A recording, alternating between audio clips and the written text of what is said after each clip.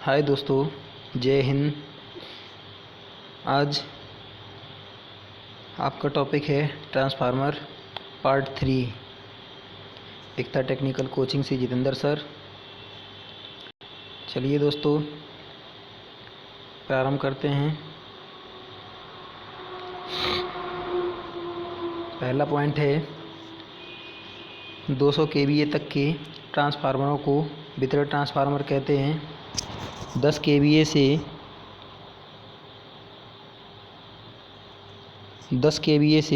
15 KVA तक के transformer को वायु शीतलित करते हैं। अगला है 200 केवीए से ऊपर क्षमता के ट्रांसफार्मर को शक्ति ट्रांसफार्मर कहते हैं।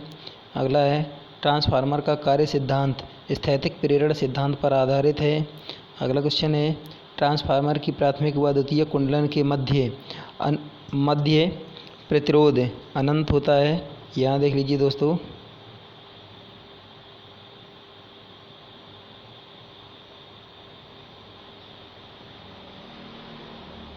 यहाँ जैसे मान लीजिए एक कुंडली यहाँ पर है इस प्रकार से और एक कुंडली यहाँ पर है इस प्रकार से, तो इनके दोनों के बीच में प्रतिरोध, इन दोनों कुंडलियों के बीच में जो है, इन दोनों कुंडलियों के बीच में कोई भी सीधा संबंध नहीं है, केवल चुंबकीय रिलेशन है।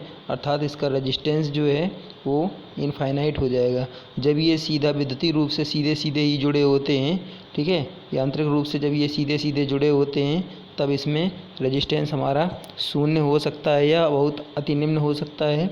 जब इसमें कोई आपसी संबंध नहीं होता है तो इनका रेजिस्टेंस जो है वो इनफाइनाइट हो जाता है। अगला पॉइंट है ट्रांसफार्मर की प्राथमिक व द्वितीयक कुंडली के मध्य इनफाइनाइट प्रतिरोध होता है। अगला ट्रांसफार्मर का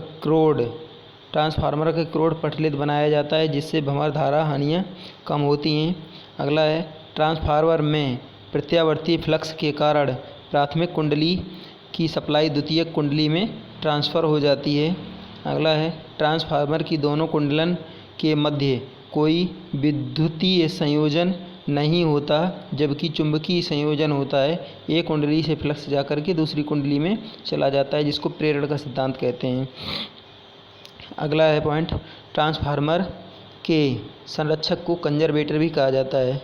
अगला है ट्रांसफार्मर पर अचानक अधिक विद्युत लोड के कारण कुंडलन का विद्युत रोधन नष्ट हो सकता है। ट्रांसफार्मर पर जब सेकेंडरी पर जब अधिक लोड डाल देंगे, ज़्यादा उपकरण जोड़ देंगे तो अधिक करंट सप्लाई लेगा, मतलब लोड अधिक हो जाएगा। लोड अधिक होने के कारण करंट ज़्यादा हो जाएगा वाइंडिंग का, और वाइंडिंग जल सकती है।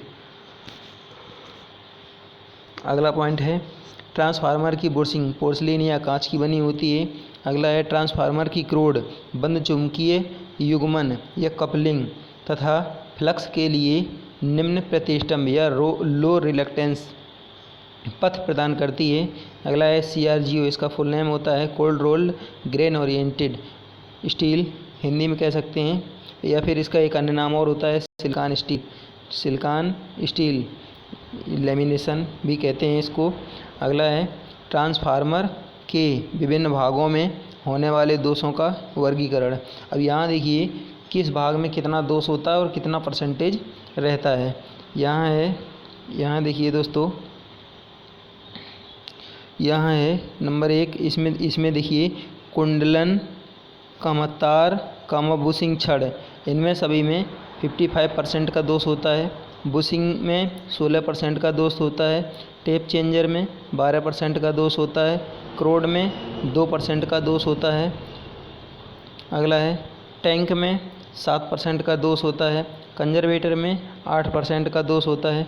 अगला पॉइंट है 25 HZ। यहाँ से दोस्तों ये क्वेश्चन बहुत ज़्यादा पूछा जाता है, देख लीजिए यहाँ पर लिखा है 25 हर्ट्ज या चक्र प्रति सेकंड, ये आवृत्ति के मात्रक हैं कि आवृत्ति के लिए लेमिनेशन की मोटाई 0.5, 25 हर्ट्ज के लिए 0.5 mm तथा 50 हर्ट्ज के लिए लेमिनेशन की मोटाई 0.25 से 0.5 mm तक होती है। ये क्वेश्चन एक बार पूछा भी गया है। अगला है ट्रांसफार्मर क्रोड के प्रकार। यहाँ दोस्तों ट्रिक के माध्यम से बताते हैं, बहुत मस्त मज़ा आ जाएगा। देखिए आप लोगों ने आप लोग हमेशा एक क्वेश्चन केवल मजाकबाजी में लेते हैं और ये होता है वास्तव में क्वेश्चन। ILOVEU, इसको तो आसानी से याद रख सकते हैं कि बहुत मज़ेदार ट्रिक है। ये ट्रांसफार्मर के लेमिनेशन क्रोड के लिए ये ट्रिक मैंने बनाई है। यहाँ देखिए, ये होता है आई टाइप की सिलिकॉन स्टील की क्रोड, एल प्रारूपी, ओ मतलब होता है ये डिस्क प्रारूपी, वी मतलब होता है ओपन डेल्टा में इसका यूज़ करते हैं वी टाइप सिलिकॉन स्टील क्रोड, ई टाइप सिलिकॉन स्टील क्रोड और यू टाइप सिलिकॉन स्टील क्रोड। अब इनको किस क्रोड का उपयोग किस ट्रांसफार्मर में किया जाता है इसका वर्णन नीचे किए हैं। आप देखिए, जो यहाँ पर लिखा है आई यू तथा एल, इनका दोनों का कोर टाइप ट्रांसफार्मर बनाने के लिए इसका उपयोग करते हैं। दोस्तों बना के दिखा रहे हैं। जैसे एक यहाँ से U बनाए और ऊपर I लगा दीजिए, जब इसके ऊपर से इधर से U बनाए इधर से I लगा दीजिए, तो ये तो हो गया कोर टाइप ट्रांसफार्मर। और मैंने बताया था L, एक L इधर से लगाए एक L इधर से लगाए, इसके बाद इसी का विपरीत एक L इधर से लगाए एक L इधर से लगाए। तो इस प्रकार से इसको पलट पलट करके जब लगाते रहते हैं, जब पलट पलट करके लगाते रहेंगे तो ये भी एक कोर टाइप ट्रांसफार्मर बन जाएगा। ये भी कोर टाइप, ये भी कोर टाइप। तो I, L और U टाइप की सिलिकॉन स्टील क्रोड से कोर टाइप ट्रांसफार्मर बनता है। आगे देखते हैं।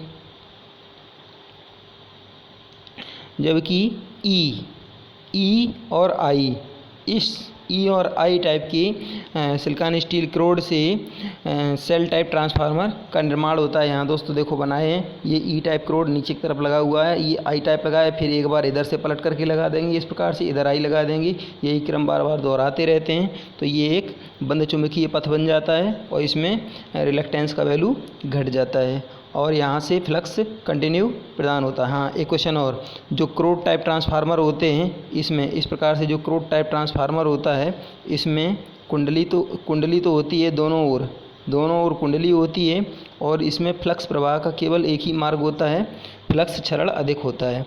और जो सेल टाइप ट्रांसफार्मर होता है इसमें कुंडली को सेंटर लिम्ब पर करते हैं। ये खड़ी पाई जो है, ये खड़ी पाई जो होती है इसको लिम्ब बोलते हैं, ये जो खड़ी पाई है इसको लिम्ब बोलते हैं। और इसमें फ्लक्स प्रवाह के दो मार्ग होते हैं। इसमें जो सेल टाइप ट्रांसफार्मर होता है इसमें फ्लक्स प्रवाह के दो मार्ग होते हैं तथा फ्लक्स क्षरण कम होता है। सबसे कम फ्लक्स क्षरण बैरी टाइप ट्रांसफार्मर में होता है, जो कि केवल सिंगल फेज तक ही उपयोग में लाया जाता है। सिंगल फेज का ट्रांसफार्मर बैरी टाइप नहीं होता है, जबकि 3 फेज का ट्रांसफार्मर बैरी टाइप होता है। बैरी टाइप ही ट्रांसफार्मर का सुधरा हुआ रूप प्रेजेंट टाइम में डिस्क टाइप क्रोड लेते हैं, यो राउंड क्रोड जिसको कहते हैं, या ओ टाइप का ये डिस्क टाइप होता है। पॉइंट देखिए, यहाँ पर लिखा है आई तथा यू या आई तथा ई प्रकार की लेमिनेशन क्रोड का उपयोग क्रोड प्रारूपी आई और यू का उपयोग करते हैं क्रोड प्रारूपी में, आई तथा ई का उपयोग करते हैं सेल प्रारूपी ट्रांसफार्मर में। ये बना करके दिखाए हैं, देख लीजिए दोस्तों। आगे एल प्रारूपी क्रोड का उपयोग क्रोड प्रारूपी ट्रांसफार्मर में किया जाता है। अगला है वी क्रोड का उपयोग या लेमिनेशन भी कह सकते हैं ओपन डेल्टा ट्रांसफार्मर में, तथा ओ या डिस्क क्रोड का उपयोग शक्ति ट्रांसफार्मर जिसको पावर ट्रांसफार्मर कहते हैं उन्हीं में किया जाता है। अगला है डिस्क टाइप सिलिकॉन स्टील क्रोड की परिधि सबसे कम होने के कारण इसमें उपयोगी कुंडलन में कम ताम्र तार या एल्युमिनियम तार की आवश्यकता पड़ती है, क्योंकि इसकी परिधि कम हो जाती है, राउंड में रहता है, परिधि कम हो जाती है। जब परिधि कम हो जाएगी तो वायर ऑटोमेटिक ही इसमें कम लगेगा कुंडली में, इसीलिए ये लाभकारी। और फ्लक्स जो होता है वो उसके बहुत सारे मार्ग होते हैं। अगला, छोटे ट्रांसफार्मर के लिए क्रोड का अनुप्रस्थ काट आयताकार तथा बड़े ट्रांसफार्मर के लिए क्रोड का अनुप्रस्थ काट वृत्ताकार होता है। बड़े मतलब पावर ट्रांसफार्मर, छोटे मतलब डिस्ट्रीब्यूशन या फिर और भी अन्य ट्रांसफार्मर होते हैं, वो जो बहुत छोटे छोटे ट्रांसफार्मर होते हैं उनकी बात हो रही है। अगला है वितरण एवं शक्ति ट्रांसफार्मर में 2 प्रकार की कुंडलें होती हैं। नंबर 1 होती है संकेंद्रीय, दूसरी होती है इंटरलीव। अगला है ट्रांसफार्मर क्रोड पर दो कुंडलन होती हैं, एक को HV कहते हैं, एक को LV कहते हैं। अब दोनों में से जो उच्च वोल्टता कुंडलन और निम्न वोल्टता कुंडलन दोनों में से कोई भी प्राथमिक और किसी को भी द्वितीयक बनाया जा सकता है। यहाँ से देखते हैं दोस्तों, जैसे यहाँ पर एक कुंडली इस प्रकार से बनाए, एक कुंडली इस प्रकार से बनाए। हाँ, एक बात और, जिस कुंडली में टर्नों की संख्या कम होती है उस कुंडली को LV बोलते हैं, लो वोल्टेज कॉइल, और जिस कुंडली में टर्नों की संख्या अधिक होती है उसको HV कुंडलन बोलते हैं। तो यहाँ पर ये तो हो गई आपकी LV और ये हो गई आपकी HV। अब इनमें दोनों में से जिस साइड से सप्लाई दी जाएगी वो हो जाएगी प्राइमरी, और जिस साइड से सप्लाई हम लोग प्राप्त करते हैं उसको कहते हैं सेकेंडरी। ठीक है दोस्तों, आगे ट्रांसफार्मर कुंडलन गोल या आयताकार ताम्र या एल्युमिनियम तारों द्वारा की जाती है। अगला है कुंडलन प्रायः सर्वाधिक SE तार सुपर एनेमल्ड तार द्वारा करते हैं। अगला, तारें सुपर एनेमल पेपर काटन द्वारा विद्युत रोधी हो सकती हैं। जो हम लोग ट्रांसफार्मर में जो वाइंडिंग करते हैं वायर का, वो SE तार या सुपर एनेमल्ड वायर होता है, जबकि वेल्डिंग ट्रांसफार्मर होता है उसमें जो सेकेंडरी वाइंडिंग की जाती है, सेकेंडरी वाइंडिंग में करंट का वैल्यू बहुत ज़्यादा रखा जाता है, लगभग 5000 एम्पियर तक होता है, इसलिए उसमें काटन का इंसुलेशन किया जाता है। अगला है ट्रांसफार्मर में संयोजक छड़, जो बुशिंग के अंदर जो एक छड़, एक रॉड डाली जाती है, वो पीतल या फिर कॉपर की हो सकती है। अगला है ट्रांसफार्मर में आंशिक रूप से दिखाई देने वाला भाग बुशिंग होता है। अगला है, क्योंकि बुशिंग का कंडीशन देख लीजिए दोस्तों क्या होता है।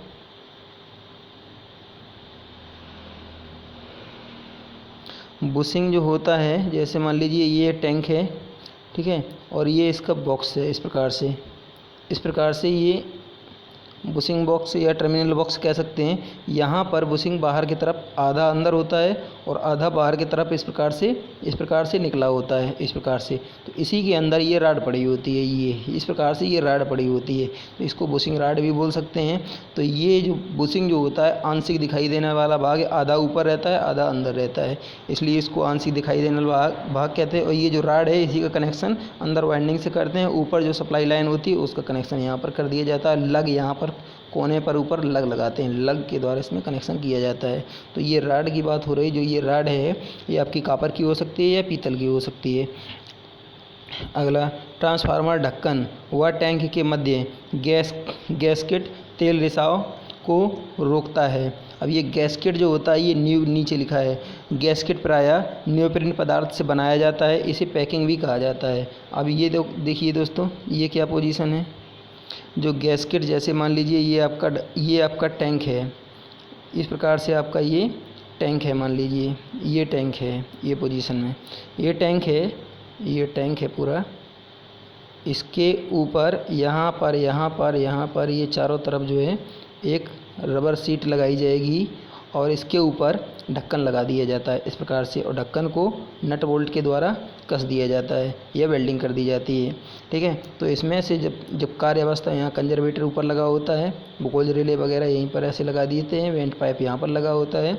जब ये कार्य अवस्था में होता है तो तेल नीचे से ऊपर जाता है, अर्थात यहाँ से लीक होने की संभावना रहती है, इसलिए यहाँ पर गैस्केट का यूज करते हैं। नियोप्रीन की गैस्केट बनती है। अगला है टेप चेंजर। टेप चेंजर द्वारा ट्रांसफार्मर के रूपांतरण अनुपात, जो ट्रांसफॉर्मेशन रेशियो होता है जिसको रूपांतरण अनुपात कहते हैं, तो ये टेप चेंजर के द्वारा बदला जाता है। ये ट्रांसफॉर्मेशन रेशियो क्या होता है, ये जो कुंडलन में जो टर्नों की संख्या होती है, ये N2/N1, द्वितीयक में टर्नों की संख्या, ये द्वितीयक में टर्नों की संख्या, ये प्राथमिक में टर्नों की संख्या, बराबर होता है E2/E1, मतलब द्वितीयक में विद्युत वाहक बल बटे प्राथमिक में विद्युत वाहक बल बराबर K। ये जो K होता है यही रूपांतरण अनुपात होता है। इस रेशियो को चेंज करने के लिए ट्रांसफार्मर में कुंडलन की संख्या को कम या अधिक किया जाता है। तो वही जब ट्रांसफार्मर में कुंडलन की संख्या को टेपिंग के द्वारा कम या अधिक करेंगे तो रूपांतरण अनुपात या ट्रांसफॉर्मेशन रेशियो चेंज हो जाता है, मतलब बदल जाता है। तो टेप चेंजर द्वारा ट्रांसफार्मर के रूपांतरण अनुपात को +-7.5%, +-5% तथा +-2.5% तक बदला जा सकता है।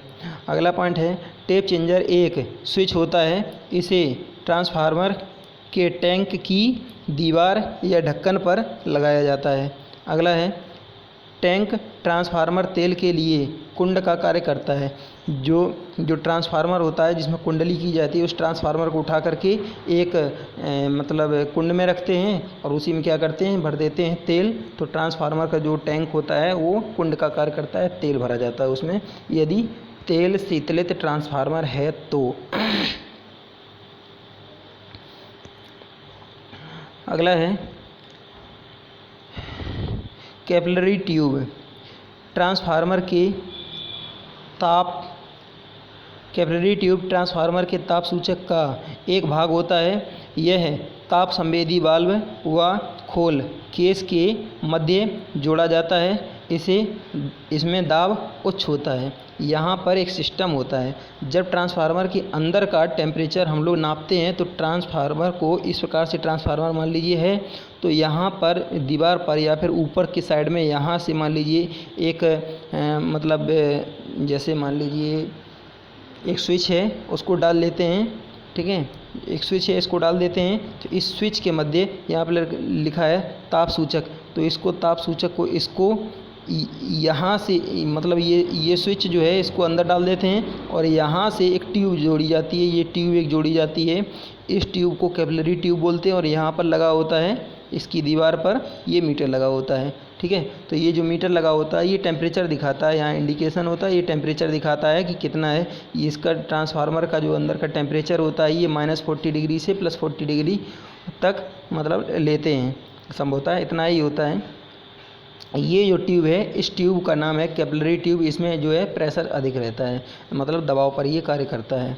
अगला है ट्रांसफार्मर के तेल का तापमान मरकरी थर्मामीटर द्वारा मापते हैं। ये दोस्तों याद रखना पड़ेगा, ट्रांसफार्मर के तेल का जो टेम्परेचर है वो मरकरी थर्मामीटर द्वारा नापते हैं। जो अंदर की तरफ जो टैंक के अंदर डालते हैं वो मरकरी थर्मामीटर होता है, जबकि ओवन या विद्युत भट्टियों का तापमान स्पिरिट थर्मामीटर के द्वारा मापा जाता है। अगला है तेल संरक्षक, इसको कंजर्वेटर कहते हैं, का उपयोग तेल शीतलित ट्रांसफार्मर में 63 kV या इससे ऊपर के ट्रांसफार्मर में किया जाता है। अगला है प्रायः 300 kVA से ऊपर के ट्रांसफार्मर में सम्प उपयोग किया जाता है। सम्प का दोस्तों कार्य होता है, जो बड़े ट्रांसफार्मर होते हैं जब सप्लाई कटती है तो वहाँ से होकर के वातावरण की वायु अंदर की तरफ जाती है।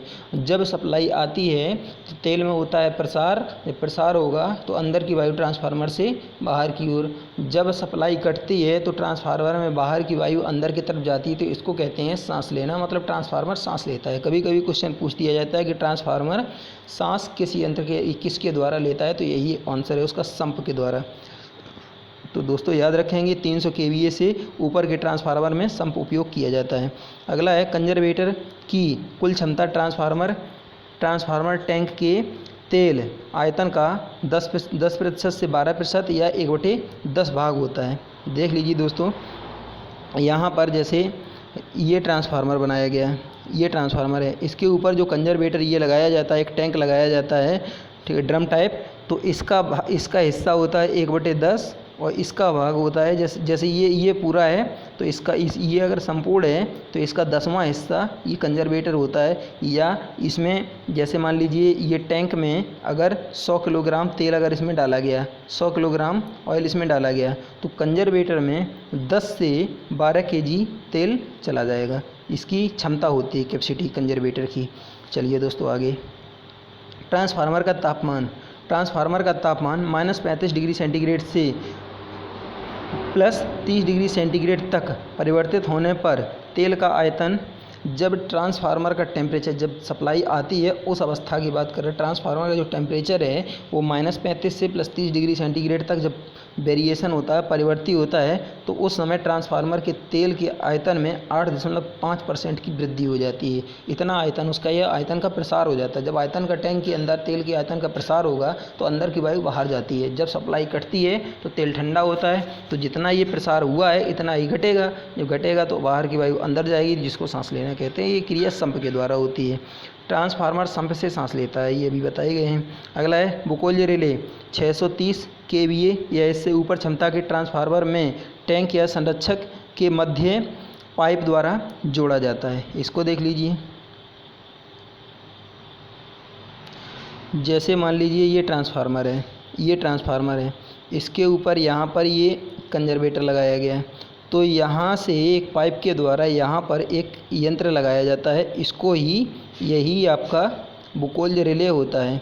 ठीक है, बुकोल्ज रिले को सदैव ट्रांसफार्मर के टैंक व कंजर्वेटर के मध्य एक पाइप के माध्यम से जोड़ा जाता है। अगला है ट्रांसफार्मर में गैस रिले बुकोल्ज रिले होता है। अगला है गैस रिले का उपयोग सभी आंतरिक दोषों से रक्षण के लिए करते हैं। अगला है गैस रिले का बाहरी खोल ढलवां लोहे का बना होता है। दोस्तों सब लोग नहीं जानते हैं, इसको याद रखना। जो बाहर का केस होता है, इसके अंदर जो फ्लॉट स्विच वगैरह या ऑयल वगैरह अंदर भरे होते हैं सब, इसके ऊपर का जो खोल होता है ये ढलवां लोहे का होता है, ढाल करके बनाया जाता है। जैसे छोटी मोटरें होती हैं ढाल करके बनाई जाती हैं, एल्युमिनियम से या ढलवां लोहे की होती हैं। अगला है गैस रिले या बुकोल्ज रिले में ऊपरी फ्लॉट अलार्म परिपथ के लिए तथा निचला फ्लॉट ट्रिपिंग परिपथ के लिए होता है। ये देखो दोस्तों बता रहे हैं, यहाँ से मान लीजिए ये इस प्रकार से रहता है पोजीशन, इस प्रकार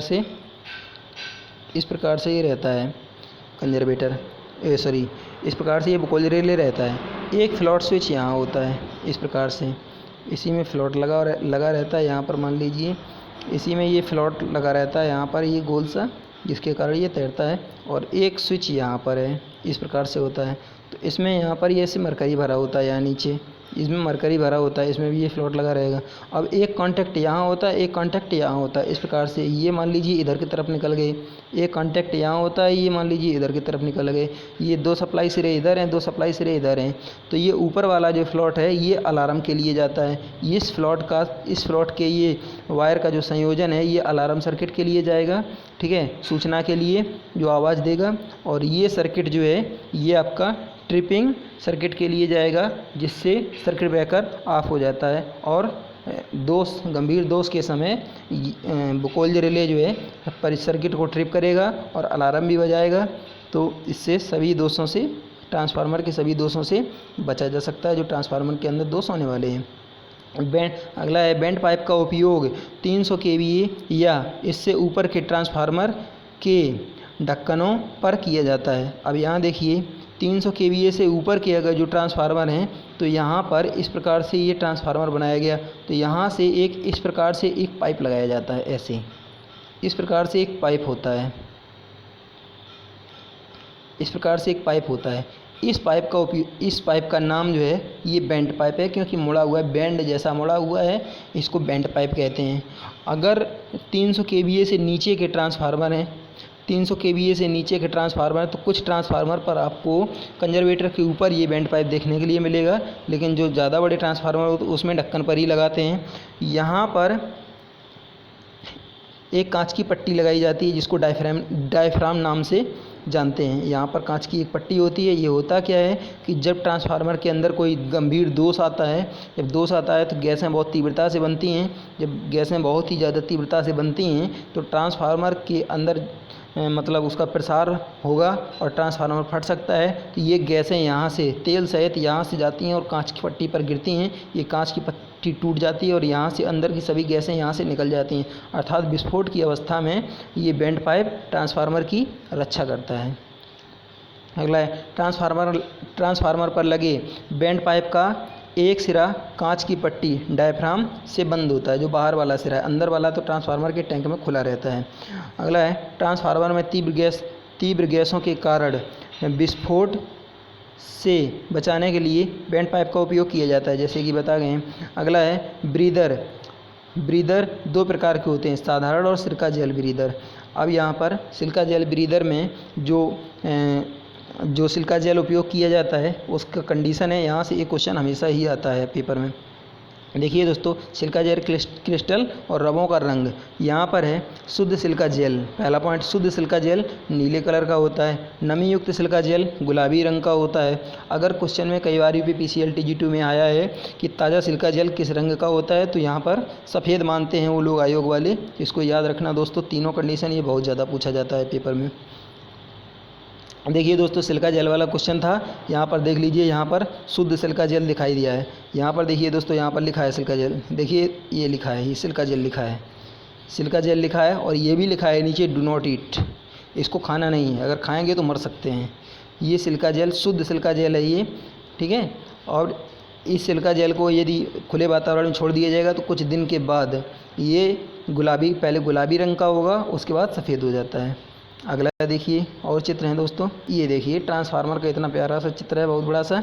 ये पावर ट्रांसफार्मर है। यहाँ दोस्तों बताते हैं आपको बेसिक जानकारी। देखिए सबसे पहले ये ट्रांसफार्मर, इसको पावर ट्रांसफार्मर के नाम से भी जानते हैं। यहाँ पर कुछ कंडीशनें हैं, कुछ छिप गई हैं कंडीशनें, ऐसी देखिए यहाँ पर कंडीशन है। जो ये जो आपको ये बुशिंग ये जो आपको दिखाई दे रहा है, मतलब एक तरीके से इंसुलेटर है, इसके ऊपर ये जो छल्ले दिखाई दे रहे हैं, ये छल्ले जो दिखाई दे रहे हैं, इस पूरे सिस्टम को लाइटनिंग अरेस्टर के नाम से जानते हैं। ये जो लगाया गया है, ये सिस्टम जो लगाया गया है, इसको ट्रांसफार्मर का बुशिंग बोलते हैं। और ये आपका HT बुशिंग है, HT बुशिंग। एक ये है, एक ये है, दूसरा ये है, तीसरा ये है। तो ये 3 HT बुशिंग हैं। और LT बुशिंग इस साइड में लगी है, ये LT बुशिंग है, LT बुशिंग, ठीक है। ये आगे वाली है, ये HT बुशिंग है, ये LT बुशिंग है। और ये ट्रांसफार्मर संभवतः इसमें इनकमिंग से 2 वायर आए हैं, तो इसका मतलब है कि ये ट्रांसफार्मर 220 kV का है संभवतः, इससे कम का नहीं है। अब दोस्तों नीचे देखते हैं, यहाँ पर अगली कंडीशन क्या है। यहाँ पर देख लीजिए, ये कंडीशन दिखाई दे रहा है जो अभी आपको कंजर्वेटर बार बार बता रहे थे।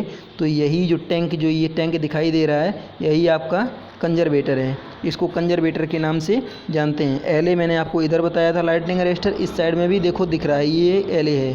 तो ट्रांसफार्मर के सबसे पास में जो उपकरण लगाया जाता है उसका नाम लाइटनिंग अरेस्टर या परिपथ मतलब तड़ित निरोधक होता है। तो यही LA जो है, ये तीनों वायर पर अपना अपना पर्सनल दोनों तरफ होता है। मतलब LT में 3 और HT में 3 LA स्थापित किए जाते हैं। और देखिए दोस्तों, इसमें जो ये पत्तियां दिखाई दी जा रही हैं, इसको कूलिंग डक्ट भी बोला जाता है, शीतलक नलियां। ये पत्तियां हैं, इसी के द्वारा ट्रांसफार्मर के अंदर का जो तेल होता है, तेल जब गर्म होता है तो इसी से होकर के भ्रमित होता है, दोनों तरफ से ऊपर से नीचे आता है। ट्रांसफार्मर की पत्तियों में या कूलिंग डक्ट में तेल सदैव ऊपर से नीचे की ओर प्रवाहित होता है, न कि नीचे से ऊपर की ओर। याद रखना दोस्तों, ऊपर से नीचे की ओर तेल हमेशा आता है। ऊपर से गर्म तेल सदैव तली में आता है नीचे की ओर। ये शीतलक नलियों का कार्य, ये जो पत्तियां जो पतली पतली लगाई गई हैं, ये अंदर से खोखली हो सकती हैं। हो सकता है कि इसके अंदर निकिल का लेप भी किया गया हो, क्योंकि कभी कभी इसके स्थान पर इनको रेडिएटर भी बोल दिया जाता है कि रेडिएटर में अंदर की तरफ जो जंग लगती है, जंग से मतलब जंग छरड़ से बचने के लिए क्या करते हैं, तो जो रेडिएटर की पत्तियाँ होती हैं पतली पतली सी, उसके अंदर साइड में निकल का लेप कर दिया जाता है, इसलिए उसका छरड़ जल्दी से नहीं हो पाता है। तो रेडिएटर का ट्रांसफार्मर में क्या रिलेशन है, तो ट्रांसफार्मर में यदि हम रेडिएटर का उपयोग करेंगे तो कम तेल में अधिक शीतलन प्रदान किया जा सकता है। आगे देखते हैं दोस्तों क्या है। हाँ देखिए दोस्तों, यहाँ पर सिंगल फेज का ट्रांसफार्मर है। यहाँ इसको देखिए, ये जो है इस साइड से ये प्राइमरी वाइंडिंग बनाई गई है और ये जो है ये सेकेंडरी वाइंडिंग बनाई गई है। यहाँ पर ENP लिखा है, EN मतलब टर्नों की संख्या, नंबर ऑफ टर्न होता है। ये P लिखा है मतलब प्राइमरी के टर्नों की संख्या। ये NS लिखा है मतलब सेकेंडरी के टर्नों की संख्या। ये VP लिखा है जो प्राइमरी का वोल्टेज है, ये सेकेंडरी का वोल्टेज है, VS लिखा है, ये इसके टर्मिनल है। यहाँ पर लिखा है सेकेंडरी कॉइल, यहाँ लिखा है प्राइमरी कॉइल, ये लिखा है ट्रांसफार्मर कोर, ये ट्रांसफार्मर का कोर है। इस टाइप के ट्रांसफार्मर को हम अभी देखे थे कोर टाइप ट्रांसफार्मर नाम से, जो मैंने बताया था UI या फिर EL टाइप के सिलिकॉन स्टील के क्रोड के द्वारा निर्मित किया जाता है। इसमें मैंने ये भी बताया था फ्लक्स प्रवाह का केवल एक ही मार्ग होता है, ये है, इसमें फ्लक्स क्षरण अधिक होता है। ये ट्रांसफार्मर का हम एक तरीके से सिंबल भी कह सकते हैं। और ये भी ट्रांसफार्मर, इस सिंबल को ऐसे भी बनाया जाता है, ऐसे। अगर 3 फेज का है तो इसी में 3 गोले होते हैं, इस प्रकार से याद रखना। अगर सिंगल फेज का है तो 2 गोले दिखाई देंगे, 3 फेज का है तो 3 गोले दिखाई देते हैं। जो पावर हाउस होता है तो पावर हाउस में इस सिंबल का सबसे ज़्यादा उपयोग किया जाता है संचरण और वितरण में इस सिंबल का सबसे ज़्यादा इसी सिंबल का यूज होता ही है। अगर हम लोग लिख पढ़ रहे हैं तो सबसे ज़्यादा इस सिंबल का यूज होता है कापी किताब में, जबकि इस सिंबल का यूज पावर हाउस पे सबसे ज़्यादा देखने के लिए मिलेगा। ट्रांसफार्मर के ऊपर भी यही सिंबल होता है, 3 पेज का है तो 3 गोले होंगे, मतलब इस प्रकार से 3 गोले इस प्रकार से छपे होते हैं। ठीक है, इस प्रकार से एक सप्लाई इधर से आई इधर चली गई, ये पोजीशन होता है। अगर सिंगल फेज का है तो ऐसे 2 गोले छपे होते हैं इस प्रकार से। सीटी, अगर सीटी का पूछता है तो सीटी का मतलब इस प्रकार से कर देते हैं और ऐसे भी ले लेते हैं, ये सीटी का संयोजन है। और मतलब सर्किट ब्रेकर का अगर देखता है, सर्किट ब्रेकर का तो इस प्रकार से यहाँ पर अंदर बीच में CB लिख देता है सर्किट ब्रेकर। इस प्रकार से ये सब सिंबल होते हैं, इनको याद रखना दोस्तों। आगे ये क्या है, हाँ देखिए ये ट्रांसफार्मर का पूरा डायग्राम है। यहाँ पर ऊपर लिखा है ट्रांसफार्मर मेन पार्ट्स, मुख्य भाग ट्रांसफार्मर के दिखाए गए हैं। यहाँ पर लिखा है 3 लिम्स कोर, यहाँ जो क्रोड उपयोग में लाई गई है इसमें 3 लिम्स हैं। तो 3 लिम्स का क्या मतलब है, यहाँ देखिए जैसे इस प्रकार से E और I मैंने बताया था, इस प्रकार से जो क्रोड बनाए गए E और I से जो क्रोड बनाए गए इसमें 3 लिम्ब होंगे। पहला लिम्ब ये, दूसरा लिम्ब ये, तीसरा लिम्ब ये। यहाँ दोस्तों यदि इस E और I टाइप के सिलिकॉन स्टील के क्रोड के द्वारा यदि सिंगल फेज का ट्रांसफार्मर बनाया जा रहा है तो उसमें ये लिम्ब जो होते हैं ये असमान होते हैं, मतलब ये बाहर वाले दोनों एक समान चौड़ाई के होंगे, जबकि बीच वाला बाहर वाले दोनों से दुगना होता है। ठीक है, अगर ये ट्रांसफार्मर 3 फेज का है तो ये तीनों लिम्ब का साइज एक जैसा होता है। तो ये दोस्तों आपको याद रखना है। 3 फेज में क्या होता है, 2 बाइंडिंग इस पे होती हैं, 2 बाइंडिंग इस पे होती है, 2 बाइंडिंग इस पे, मतलब तीनों लिम्ब पर 2 बाइंडिंग हो सकती हैं, या इनका पर्सनल क्रोड अपना अलग अलग हो सकता है। यहाँ 3 लिम्ब कोर दिखा है, तो ये यहाँ पर देख लीजिए दोस्तों, पहचान सकते हैं आप लोग बड़े आराम से। एक ये है, एक ये है, एक ये है। तो यहाँ पर एक इसमें जो है वो मतलब जैसे मान लो डेल्टा स्टार है या स्टार डेल्टा है, जो भी पोजीशन है, तो यहाँ पर 4 आपको दिखाई दे रहे हैं। तो इनकमिंग 4 नहीं, इनकमिंग 3 ही होते हैं। एक जो है वो अर्थिंग के लिए होता है। ठीक है, एक बुशिंग जो है अर्थिंग के लिए बनाई जाती है। और उस साइड में जो ये छोटा छोटा जो दिख रहा है, ये बुशिंग जो दिख रहा है, ये LT बुशिंग एक इसके पीछे है, LT बुशिंग है। ये जो बड़ी वाली है ये HT बुशिंग है, इसको कंजर्वेटर कहा जाता है। ये कूलिंग डक्ट लगाई गई हैं, ये शीतलक नलियाँ लगाई गई हैं। ठीक है, ये नीचे इसका बेस बनाया गया है, ये बाइंडिंग लगाई गई है पूरा। ठीक है, और तो कुछ इसमें विशेष दिख नहीं रहा है। हाँ, ये जो एक यहाँ पर ये गोल जो अंदर दिखाई दे रहा है, इसी को बुक्कल जरेले के नाम से जानते हैं। एक कांच की पट्टी यहाँ पर लगी हुई दिखाई दे रही है। इस पट्टी को ऑयल गेज भी बोला जाता है। अगला लिखा है LV वाइंडिंग, HV वाइंडिंग। तो LV वाइंडिंग, अब LV और HV का ये क्या कनेक्शन है, ये देखिए जो लिम्ब होता है, जो लिम्ब है इसमें सबसे पहले सिलिकॉन स्टील का क्रोड होता है, इसके बाद इसके ऊपर इंसुलेशन लगाया जाता है जिसको विद्युत रोधन कहते हैं, फिर लो वोल्टेज कॉइल लगाते हैं, फिर इंसुलेशन लगाते हैं, इसके बाद अधिक टन्नों की कुंडली लगाते हैं। तो सबसे पहले लेमिनेशन जिसको क्रोड कहते हैं, उसके बाद इंसुलेशन जिसको विद्युत रोधन कहते हैं, इसके बाद लो वोल्टेज कॉइल जिसमें टर्नों की संख्या कम होती है, उसके बाद फिर इंसुलेशन लगाते हैं, उसके बाद फिर अधिक वोल्टेज कॉइल जिसमें टर्नों की संख्या अधिक होती है। तो प्रत्येक लिम्ब पर 2-2 कुंडलन की जाती हैं।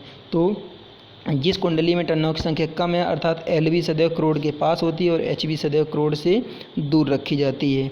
अगला लिखा है स्टेप्ड वाइंडिंग। तो स्टेप्ड वाइंडिंग मतलब स्टेप बाइज इसमें वाइंडिंग करते हैं, मतलब एक राउंड दे दिया, फिर दूसरा राउंड, फिर तीसरा राउंड, फिर चौथा राउंड, मतलब पहले एक परत बनाए, फिर 2 परत बनाए, ऐसे। फिर लिखा है लैप लीड्स। ये लैप लीड्स जो होता है वो मतलब इसमें जोड़ने के लिए एक वायर निकाला जाता है बुशिंग में, उसी को बोलते हैं LV बुशिंग। LV बुशिंग जैसे कि हम आपको बता ही गए हैं, ये पीछे LV बुशिंग जो है ये छोटा छोटा जो बुशिंग दिखाई दे रहा है इसको LV बुशिंग बोलते हैं। HV बुशिंग ये बड़ा वाला जो बुशिंग दिखाई दे रहा है, ये बड़ा बुशिंग जो है ना, ये HV बुशिंग है। अगला लिखा है क्लैंपिंग फ्रेम। जो क्लैंपिंग फ्रेम है, तो फ्रेम क्या होता है कि ये नीचे जो रखा गया है ये क्लैंप के द्वारा, या फिर एक फ्रेम इसके अंदर भी होता है, एक फ्रेम इसके अंदर होता है जिस फ्रेम पर इसको बाइंडिंग को रखा गया हो। अगला है ऑन लीड टेप चेंजर। अब टेप चेंजर के लिए एक बार यहीं अंदर से ये टेप चेंजर संभवतः लगा हुआ है, इसके अंदर से यहाँ पर कनेक्शन दिया गया होगा। ठीक है, मोटर ड्राइव। अब ये मोटर ड्राइव क्या है कि मोटर ड्राइव, ये मोटर के द्वारा हम 2 कंडीशन हो सकती हैं। इसके अंदर के तेल को इस जो मतलब अंदर के तेल को बाहर निकाल करके और इसमें कूलिंग के लिए बेच सकते हैं, यहाँ पर भी मोटर का हम उपयोग कर सकते हैं, या फिर बाहर से सर्किट ब्रेकर वगैरह लगाया है वहाँ पर भी मोटर वोटर यूज में लाया जाता है। टैंक तो जाने रहे हैं दोस्तों, पूरा बाहर का केस होता है, ठीक है। कंजर्वेटर बता ही दिए हैं, ऊपर वाला होता है, ठीक है। रेडिएटर्स जैसे कि अभी बताए हैं, ये शीतलक नलियाँ या रेडिएटर्स भी इनको कह सकते हैं। ये रेडिएटर्स हैं, ये रेडिएटर्स हैं, ठीक है। तो यही इसके पार्ट्स हैं। ये पावर ट्रांसफार्मर है। देख लीजिए दोस्तों, सही से समझ गए हैं तो आगे बढ़ा जाए। चलिए देखिए आगे क्या है। देखिए दोस्तों, यहाँ स्पष्ट रूप से दिख रहा है, यहाँ भी एक पावर ट्रांसफार्मर है और इसमें LA भी दिखाई दे रहा है और आपका बुशिंग भी दिखाई दे रहा है। HT और LT स्पष्ट रूप से बुशिंग दिखाई दे रही है। तो ये लाइटनिंग अरेस्टर है, तीनों का अपना अपना। तो जो सप्लाई लाइन आएगी वो सबसे पहले लाइटनिंग अरेस्टर पर, इसके बाद मेन बुशिंग में जाएगी। इसको LT बुशिंग कहते हैं, ठीक है। सॉरी, HT बुशिंग, ये HT बुशिंग है। LT बुशिंग यहाँ पर नीचे लगाई गई हैं, ये 4, इसको LT बुशिंग कहेंगे, ठीक है। तो सबसे पहले इधर से जो लाइन आएगी वो सबसे पहले मतलब लाइटनिंग अरेस्टर या परिपथ वियोजक में जाएगी। इसके बाद इसमें बुशिंग में अंदर की तरफ जाएगी। जो बड़े बुशिंग होते हैं वो मतलब थायराइड टाइप भी हो सकते हैं, और इसके अंदर जो बड़े ट्रांसफार्मर के बुशिंग होते हैं जैसे 220 132 kV, इसके बुशिंग के अंदर जो है वो तेल भरा जाता है। बुशिंग है, CTPT है या LA है, इनके सबके अंदर ऑयल भी भरा जाता है। आगे देखिए, इसमें देखिए दोस्तों, जो कंजर्वेटर है इसका डिज़ाइन कैसा बनाया है। ये कंजर्वेटर है, इसमें पहचान तो लेंगे ये आराम से। ये स्विच लगा मतलब जिसको टेप चेंजर बोल रहे थे, तो इसके अंदर हैंडल होगा। ये टेप चेंजर ऊपर छत पे लगाया गया है, ठीक है। ये बाइंडिंग है, ये टेप चेंजर का स्विच है, इसको घुमा करके इसका हम टेपिंग चेंज कर सकते हैं। ये सिल्का जेल ब्रीदर यहाँ पर लगाया गया है। ये इसके अंदर यहाँ पर ये रिले लगाया गया है, बुकोल्ज रिले, ये पाइप जो आया है यहाँ से इसके अंदर, ठीक है दोस्तों। अब आगे बढ़ते हैं। ये देखिए अंदर का पोजीशन पूरा दिखाया गया है। यहाँ आप तो समझ ही गए होंगे, मैंने आपको बताया था जो बुशिंग होता है आंशिक रूप से दिखाई देने वाला भाग होता है। ये बुशिंग जो है ये HT बुशिंग है, बड़ा वाला HT बुशिंग। ये आधा अंदर आधा बाहर रहता है, ये आधा अंदर आधा बाहर रहता है। तो HT बुशिंग 3, ये 3 फेज 4 वायर, मतलब इसको हम कह सकते हैं डेल्टा स्टार ट्रांसफार्मर। ये डिस्ट्रीब्यूशन का ट्रांसफार्मर है, यहाँ पर आपको स्पष्ट रूप से दिखाई दे रहा है। इसको ट्रांसमिशन पर भी उपयोग में लाया जा सकता है, वैसे डिस्ट्रीब्यूशन में ही ज़्यादा इसका उपयोग में लाते हैं। तो इसमें अगर इस प्रकार से ट्रांसफार्मर रखा है, पीछे से अगर सप्लाई आ रही है, ठीक है, तो यहाँ पर RYB क्रम से, और इस साइड का ये न्यूट्रल होता है। तो जो छोटे बुशिंग हैं इसको LT बुशिंग कहते हैं। इसमें यदि बुशिंग छोटी बुशिंग यदि आपकी तरफ है, आप छोटी बुशिंग की तरफ मुँह करके खड़े हैं, मतलब छोटी बुशिंग ट्रांसफार्मर की आपके सामने है, LT बुशिंग आपके सामने, नज़र की एकदम बिल्कुल सामने की ओर है, मतलब LT बुशिंग आपके सामने और आपकी नज़र LT बुशिंग के सामने है, तो दाईं ओर वाला पहला बुशिंग जो है वो न्यूट्रल होता है, और उसके बाद क्रम से RYB होते हैं। और जबकि दूसरी साइड में जो बड़ी बुशिंग होती हैं वो LT बुशिंग होती हैं। जैसे कि RYB आपका इधर होगा, ऐसे ही उसमें भी होता है, सेम क्रम होता है दोनों का आगे पीछे। देखिए दोस्तों, ये अभी आपको बताए गए कोर टाइप ट्रांसफार्मर होता है। फ्लक्स प्रवाह का केवल एक ही मार्ग होता है। इसमें LT और HT 2 प्रकार की बाइंडिंग होती हैं, ठीक है। इसको हाई वोल्टेज और लो वोल्टेज, जिसमें टर्नों की संख्या अधिक होती है उसको हम कहेंगे उसको कहेंगे LT, और जिसमें टर्नों की संख्या कम होती है उसको कहेंगे जिसमें टर्नों की संख्या कम है उसको कहेंगे LT, जिसमें टर्नों की संख्या अधिक है उसको कहेंगे HT। तो ये हो गया आपका HT और ये हो गया आपका LT। अब इसमें दोनों में से कोई भी हमारा प्राइमरी, कोई भी सेकेंडरी हो सकता है। थैंक यू दोस्तों। अगर हमारा वीडियो आपको अच्छा लगे तो इसको लाइक, सब्सक्राइब और से अपने दोस्तों मित्रों के साथ इसको शेयर करें। अगर आप शेयर करेंगे और लाइक सब्सक्राइब करेंगे तो हमारा मनोबल और ज़्यादा बढ़ेगा। मैं आशा करता हूं कि हमारे सभी जितने भी वीडियो डालते हैं सभी वीडियो हमारे आपको बहुत ही अच्छे लगेंगे, और मैं आशा करता हूं कि प्रत्येक परीक्षा में हमारे बताए हुए क्वेश्चन आपके पेपरों में ज़्यादा से ज़्यादा फंसें। थैंक यू दोस्तों।